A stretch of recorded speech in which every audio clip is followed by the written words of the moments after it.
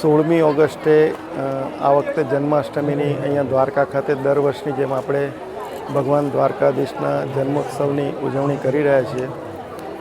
દર વખતે જે વ્યવસ્થાતંત્ર વ્યવસ્થાઓ કરે છે અને દેવસ્થાન સમિતિ, અહીંનું સ્થાનિક પ્રશાસન, નગરપાલિકા, એમ આ વખતે પણ ભક્તોને આવકારવા માટેની પૂરી તૈયારી મંદિર વ્યવસ્થાપન, સ્થાનિક નગરપાલિકાનું તંત્ર અને પૂજારી પરિવારને સૌએ ભેગા મળીને કરેલી છે. આ વખતે ગઈ વખતે વરસાદ હતો એટલે એના કરતાં આ વખતે લોકો ભાવિકોની આ વાતાવરણને જોતા આવવાની સંખ્યાને ધ્યાને લઈ અને પૂરતી બેરિકેટિંગ અને સાફ સફાઈની વ્યવસ્થા નગરપાલિકા દ્વારા હાથ ધરેલી છે.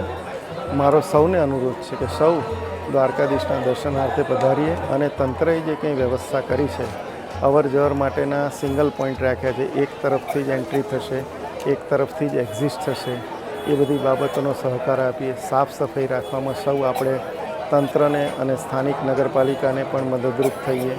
સાથે સાથે આટલા મોટા પ્રમાણમાં જ્યારે લોકો આવતા હોય દર્શનાર્થે ત્યારે સ્વાભાવિકપણે વાહનો પણ ખૂબ મોટા પ્રમાણમાં આવે. આ માટે વ્યવસ્થાના ભાગરૂપે કેટલાક રસ્તાઓને વન વે કર્યા છે, જાહેરનામા બહાર પાડ્યા છે, નો પાર્કિંગ ઝોન નક્કી કરેલા છે, પાર્કિંગ માટેની સગવડો સુનિશ્ચિત કરી છે.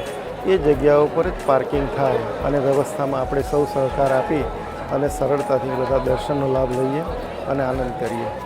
જન્માષ્ટમીની રાત્રે ગુજરાત સરકારના યુવક સેવા અને સાંસ્કૃતિક વિભાગ તરફથી આપણા મેઇન હાથીગેટ પાસેનું પાર્કિંગ પોઈન્ટ છે, ત્યાં પણ એક સરસ મજાનો કૃષ્ણના જીવનને આધારિત સાંસ્કૃતિક કાર્યક્રમ રાખ્યો છે.